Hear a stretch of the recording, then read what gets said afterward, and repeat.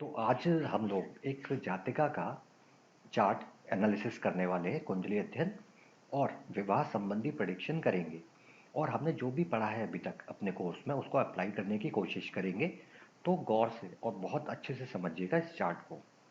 ठीक है, चलिए देखिए। एक जातिका का ये चार्ट है, फीमेल है, 1979 का ये बर्थ था। और ये लग्न चार्ट है, कुंडली आपके सामने है। तो अभी हम बेसिक से स्टार्ट करेंगे जो हमने केवल पढ़ा है। तो विवाह के लिए हम देखते हैं सेवन्थ हाउस। तो सबसे पहले मेरी नज़र जाएगी सेवन्थ हाउस पर, जहाँ पे 6 नंबर राशि लिखी हुई है। 6 नंबर राशि है बुध की, मरकरी की। तो मैं सबसे पहले देखूंगा कि इस कुंडली में बुध या मरकरी कहाँ है। 12वें घर को देखिए, आपको मरकरी यहाँ मिल जाएगा। अब 12वां घर तो त्रिक हाउस है, त्रिक भाव माना जाता है।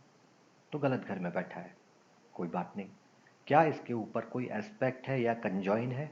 जी, केतु के साथ बैठा है, मैलेफिक प्लैनेट है। अभी बाकी दोनों की हम बात नहीं कर रहे। एस्पेक्ट है किसी की, देखते हैं।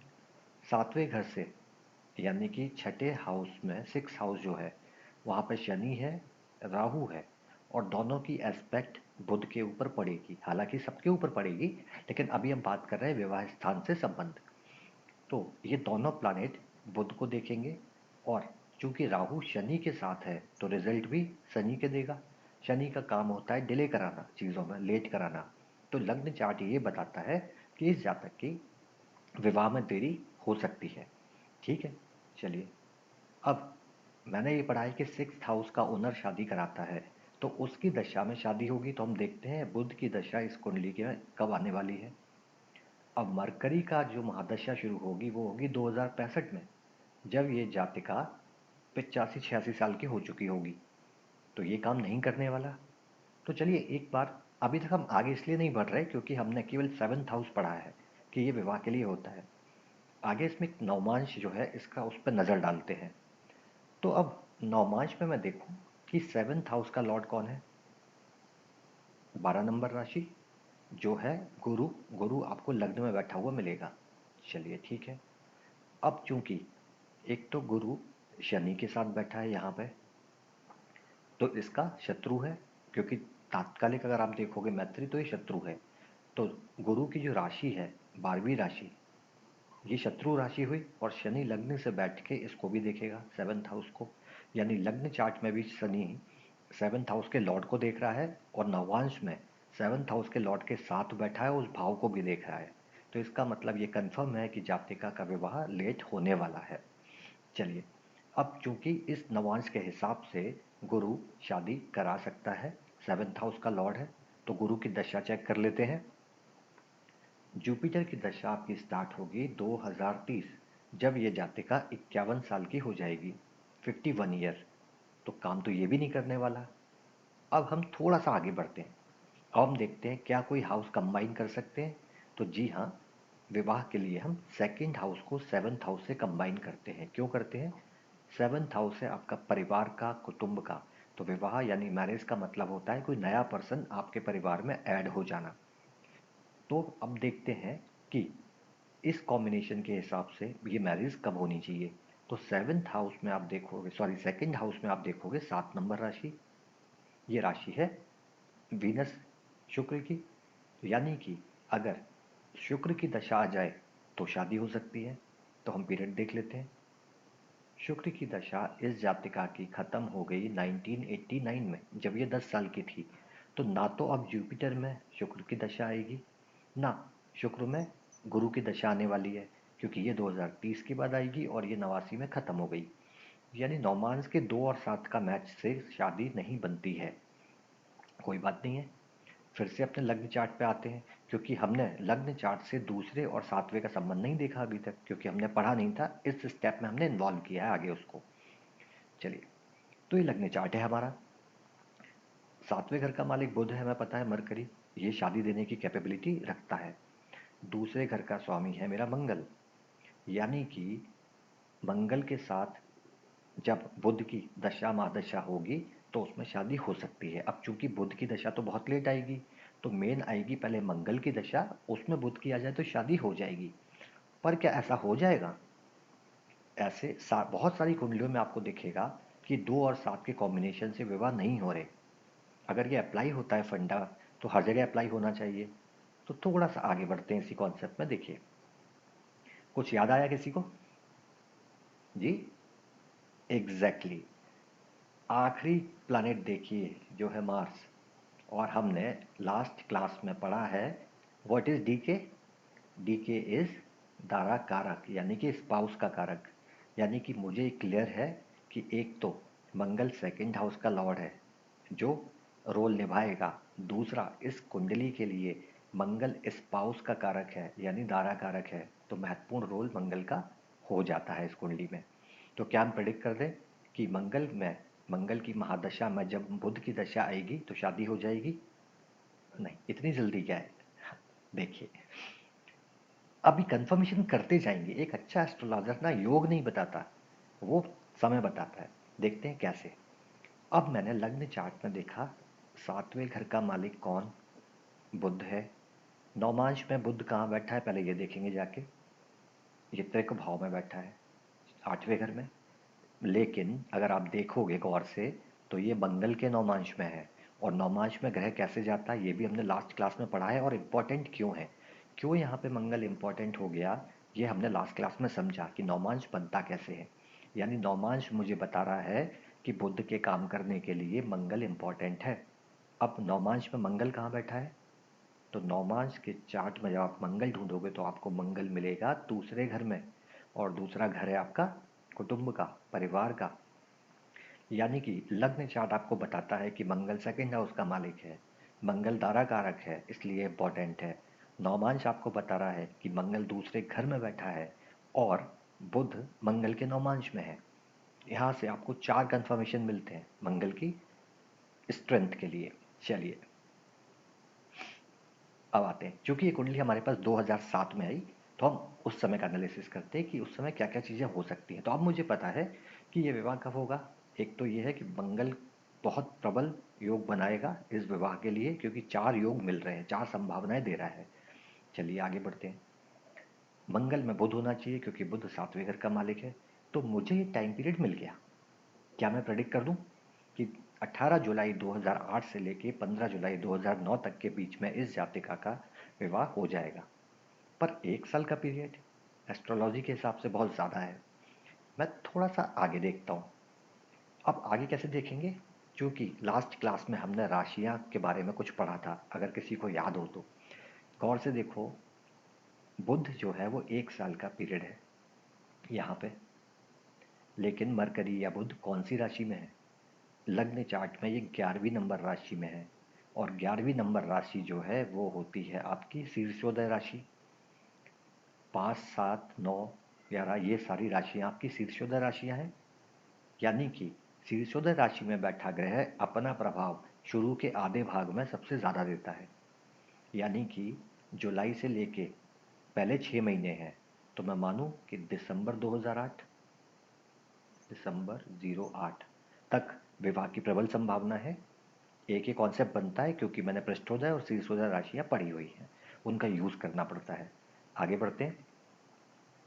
अब जब मैंने इसमें दशा देखी कि शुरू के 6 महीने में मुझे और क्या मिल रहा है, तो मुझे देखा कि मार्स के अंदर मरकरी तो है, लेकिन साथ में वीनस भी है, और वीनस नैसर्गिक कारक है विवाह का, ये हमने पढ़ा है। और अब डेट मेरे पास निकल के आता है कि ये जो टाइमिंग है वो ये 2 महीने का है। यानी कि 30 सितंबर को हटा दूं तो 1 अक्टूबर से लेके 29 नवंबर, यानी अक्टूबर का महीना है मेरे पास और नवंबर का महीना है। तो क्या प्रेडिक्शन कर दे कि भाई 2 महीने में इस जातिका की शादी हो जाएगी? बनता है मैच ये? नहीं, क्योंकि अच्छा एस्ट्रोलॉजर और एनालिसिस करता है। आगे बढ़ते हैं। देखिए, वीनस जो है, अब वीनस की दशा है ये 2 महीने की। देखें जरा वीनस किस राशि में है। वीनस है 9वीं नंबर राशि में, यानी कि 10th हाउस में आपको वीनस मिलेगा। 9वीं राशि होती है आपकी पृष्ठोदय राशि। इसमें बैठा ग्रह अपने प्रभाव बाद के समय में देता है। तो अगर ये 2 महीने का टाइम है, 1 अक्टूबर का और 1 नवंबर का, तो क्या मैं बोल सकता हूँ कि वीनस की प्रबल संभावनाएं बनेंगी नवंबर के महीने में? नवंबर लिख देता हूँ। तो अब प्रेडिक्शन कर दें। कि भाई इस महीने में शादी हो जाएगी। ये तो बहुत क्लोज प्रेडिक्शन हो गया। पर नहीं, क्योंकि अच्छा एस्ट्रोलॉजर जी, चलिए, पर कुछ चीज़ें मैच करेंगे और बिल्कुल सटीक कोशिश करेंगे जानने की कि जो मैंने एनालिसिस किया है क्या वो मैच होता है। आगे बढ़ते हैं। तो अब मुझे पता है कि नवंबर की बात मुझे करनी है, मेरे हिसाब से, कैलकुलेशन के हिसाब से। ये दशा का पीरियड लिखा हुआ है आपका, मार्स मरकरी, ये सारी चीज़ें जो हम इसका एनालिसिस कर रहे हैं 2 महीने का। चलिए, तो हमने क्या किया, सबसे पहले हमने 1 नवंबर 2008 का एक गोचर यानी ट्रांजिशन का चार्ट बना लिया। ये हम थोड़ा सा डिस्कस कर चुके हैं, पूरा डीप में जाएंगे आगे, है ना। ये आपको समझ में आ गया ना कैसे फिट करते हैं इसको अपने लग्न चार्ट पे गोचर निकालने के बाद। जी बिल्कुल ठीक। तो मुझे दिखा कि यार अगर मैं 8th हाउस देखूं, मैंने सारे ग्रह मेंशन नहीं किए सॉरी। 8th हाउस में मुझे मंगल और बुध की युति दिख रही है, जो मुझे चाहिए शादी के लिए। अच्छी बात है। पर क्या ये पूरा 100% रिजल्ट देने के लिए तैयार है? थोड़ा सा एनालिसिस और करेंगे, क्योंकि अच्छा एस्ट्रोलॉजर जी। देखिए, पहले तो ये दोनों ग्रह त्रिक हाउस में है। 8th हाउस कुंडली का सबसे ज़्यादा खराब ग्रह घर, और ये देता है ऑब्स्ट्रक्शन, बाधाएं, परेशानियां, पहली चीज़। दूसरी चीज़, मंगल नैसर्गिक रूप से बुध को अपना शत्रु मानता है, और साथ में बैठे हैं तो तात्कालिक शत्रु हो गए, यानी कि अति शत्रु। यानी मंगल त्रिक भाव में बैठा है, एक तो जो प्रबल दावेदार है मैरिज कराने का, वो त्रिक भाव में बैठा है और अति शत्रु के साथ है। एक कॉम्बिनेशन यहाँ बना, तो मैंने एक कॉम्बिनेशन देखा। मैंने देखा आसपास कोई और गोचर बनता है, थोड़ी सी मेहनत करनी पड़ेगी अच्छे रिजल्ट देने के लिए। ठीक है, एक गोचर हमने और निकाला। ये गोचर था लगभग 18 या 19 20 के आसपास का, तो मैंने एक 20 तारीखें डाल दिया हुआ है। 20 के गोचर में मुझे क्या दिखा, अब गौर से देखिए। अब तीनों ग्रह फिर से युति में है। अब ये है 9th हाउस में, यानी अब ये त्रिक हाउस से बाहर है। लेकिन क्या मंगल अब बुध के साथ अतिशत्रु नहीं है? बिल्कुल है। लेकिन चूंकि मंगल जो प्रबल दावेदार है विवाह का, वो एक तो त्रिक भाव से बाहर निकल आया, और गौर से देखिएगा किसकी राशि में है, वो अपनी राशि में है, यानी कि अब वो बहुत बलवान है। और दूसरी उसकी वो राशि कुंडली के सबसे अच्छे घर यानी कि 9th हाउस में है। तो मंगल बहुत बली हो गया यहाँ पे। तो अब चाहे वो अति शत्रु के साथ में है, लेकिन पिछले गोचर से ये गोचर बहुत अच्छा है। एक चीज गौर से और नोट कीजिएगा अगर आप समझ सके। हमने नौमांश जब इसका देखा, तो हमने देखा कि नौमांश कुंडली में जो 7th हाउस का लॉर्ड है, मैं लिख देता हूँ, वो था जुपिटर। ठीक है। और नौमांश कुंडली में 2nd हाउस का लॉर्ड था वीनस।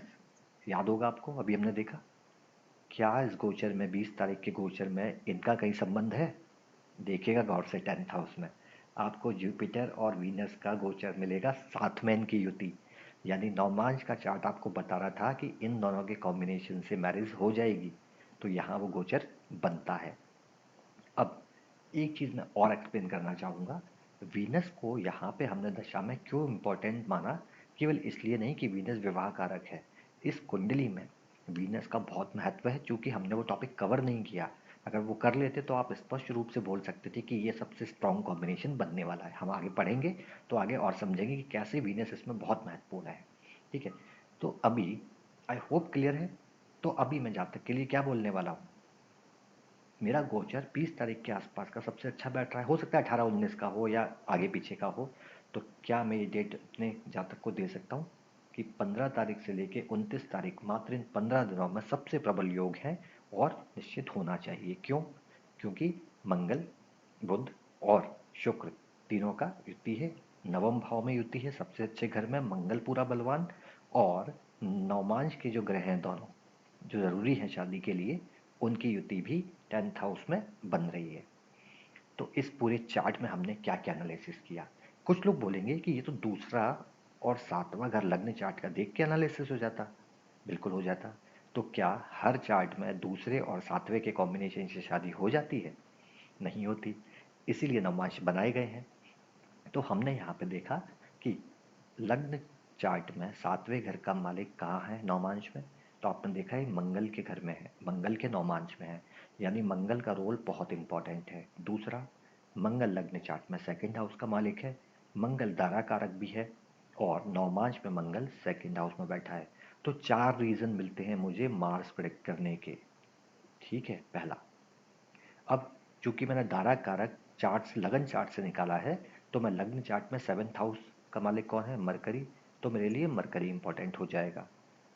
वीनस चूंकि अभी हम केवल इसलिए मान रहे हैं कि शादी का कारक है, क्योंकि इस कुंडली में एक और बहुत इंपॉर्टेंट चीज़ भी हम आगे डिस्कस करेंगे। तो यहाँ पे वीनस का कॉम्बिनेशन आया, तो हमने नौमांश चार्ट को उतना इम्पोर्टेंस दिया क्योंकि ये बताएगा कि क्या मंगल का रोल वास्तव में इम्पोर्टेंट है। आप याद रखिएगा, हमने क्या पढ़ा था? नौमांश केवल शादी के लिए यूज नहीं होता।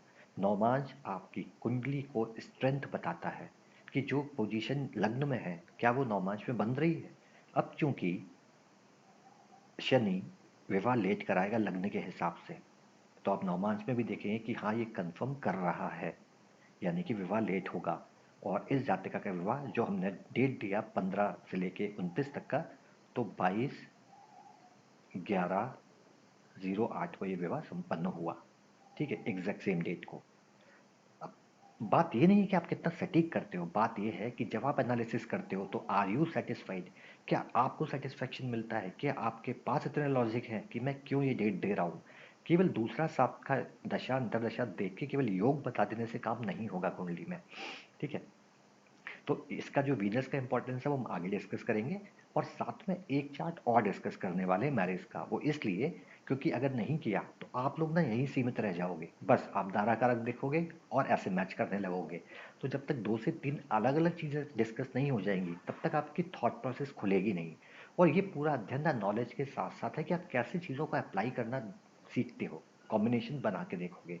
अब एक क्वेश्चन है मेरा आप लोगों से, ये आपका होमवर्क समझिएगा आप जो आपके सामने आने वाला है। ठीक है, अच्छा क्वेश्चन है, देखिए। क्योंकि हमारे पास ये कुंडली 2007 में आई, लेकिन मुझे ये बताइए, मंगल तारा कारक हो गया और नौमांश के हिसाब से मंगल सेकंड हाउस में बैठा है, इंपॉर्टेंट है, और बुध भी मंगल के नौमांश में है। तो पहली प्रायोरिटी मंगल को गई, चलिए मान लेते हैं।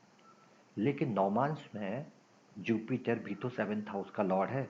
तो अगर मार्स के अंदर जुपिटर आ जाए तो शादी क्यों नहीं होगी?